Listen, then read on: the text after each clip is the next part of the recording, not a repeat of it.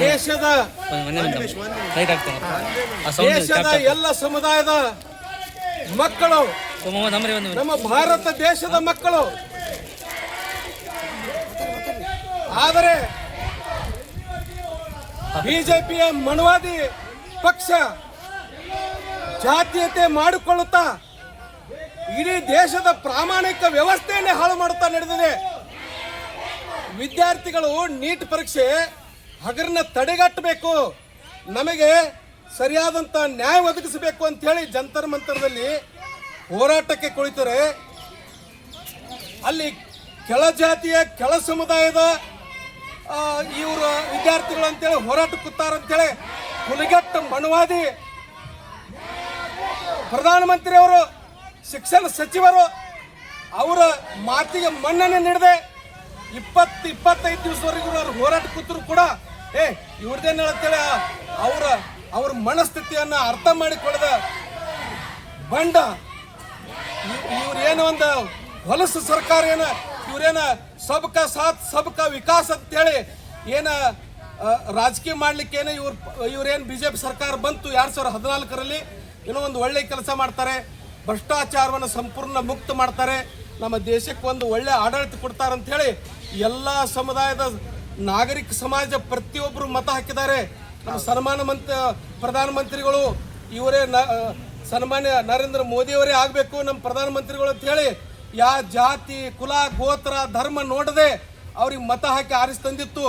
ಆರಿಸ್ತಂದ ಮೇಲೆ 5 ವರ್ಷ ಅವರಿಗೆ ಏನು ಇದೆಲ್ಲ ಸ್ವಚ್ಛ ಮಾಡ್ಬೇಕಾದ್ರೆ ಕ್ಲೀನ್ ಮಾಡ್ಬೇಕಾದ್ರೆ 5 ವರ್ಷ ಸಾಲೋದಿಲ್ಲ ಅಂತೇಳಿ ಮತ್ತೆ ಪುನಃ 5 ವರ್ಷ ಇವ್ರನ್ನ ಆಯ್ಕೆ ಮಾಡಿತ್ತು.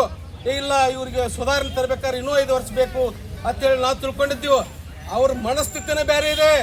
ಮೇಲ್ಜಾತಿಯವರು ಯಾವತ್ತೂ ಮೇಲೆ ಇರಬೇಕು, ಕೆಳಜಾತಿಯವರು ಬೆಳಿಬಾರ್ದು, ಕೆಳಜಾತಿ ಮಕ್ಕಳು ಬೆಳಿಬಾರ್ದು, ಒಳ್ಳೆ ವಿದ್ಯಾವಂತರಾಗಬಾರ್ದು, ಬುದ್ಧಿವಂತರಾಗಬಾರ್ದು ಅನ್ನೋಂಥ ಕುತಂತ್ರ ಬುದ್ಧಿ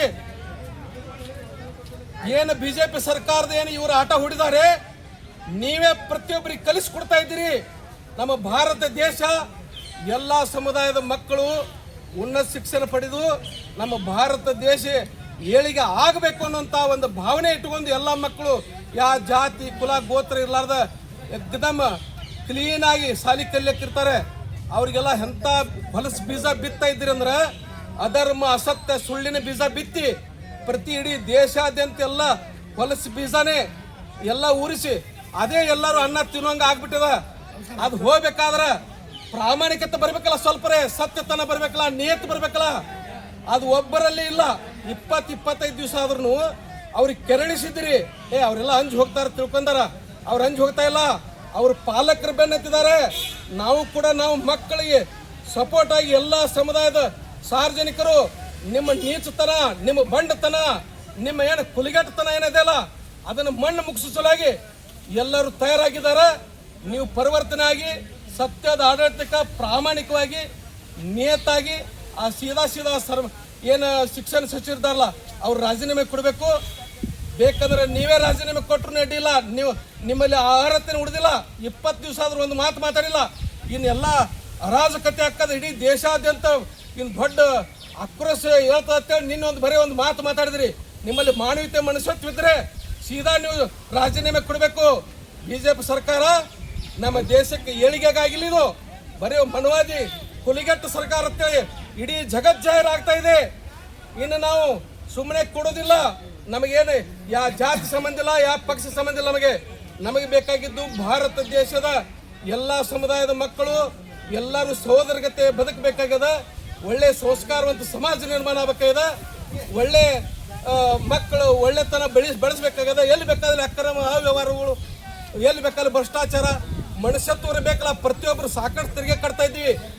ಸಮಾಜ ಸುಧಾರಿಸಲಿ, ಎಲ್ಲ ಮಕ್ಕಳು ಉನ್ನತ ವಿದ್ಯಾಭ್ಯಾಸ ಪಡಲಿ. ರ್ಯಾಂಕ್ ತಗೊಂಡವರು ಎಲ್ಲ ಒಳ್ಳೆ ವಿದ್ಯಾವಂತ ಪಡೆದವರೆಲ್ಲ ಹೊರದೇಶಕ್ಕೆ ಹೋಗ್ತಾ ಇದ್ದಾರ. ಇಲ್ಲಿ ಮಕ್ಕಳೆಲ್ಲ ಸರಿಯಾಗಿ ವಿದ್ಯೆ ಸಿಗಲಾರ್ದಕ್ಕೆ ಹಾಳಿಗೆ ಹಚ್ತಾ ಇದ್ದೀರಿ. ಅದು ತಡಿಬೇಕು ಅನ್ನೋಂಥ ಉದ್ದೇಶ ಇಟ್ಕೊಂಡು ಇವತ್ತು ನಾವು ಮಾನ್ಯ ಜಿಲ್ಲಾಧಿಕಾರಿಗಳ ಮುಖಾಂತರ ಗೌರವಾನ್ವಿತ ರಾಷ್ಟ್ರಪತಿಗಳಿಗೆ ಮನವಿ ಸಲ್ಲಿಸ್ತಾ ಇದ್ವಿ. ನನ್ನ ಹೆಸರು ಜಗದೇವ್ ಸೂರವಸಿ. ನಾನು ಕರ್ನಾಟಕ ರಕ್ಷಣಾ ವೇದಿಕೆ ಸ್ವಾಭಿಮಾನಿ ಸೇನಾ ಸಮಿತಿಯ ಸಂಸ್ಥಾಪಕ ರಾಜ್ಯಾಧ್ಯಕ್ಷ.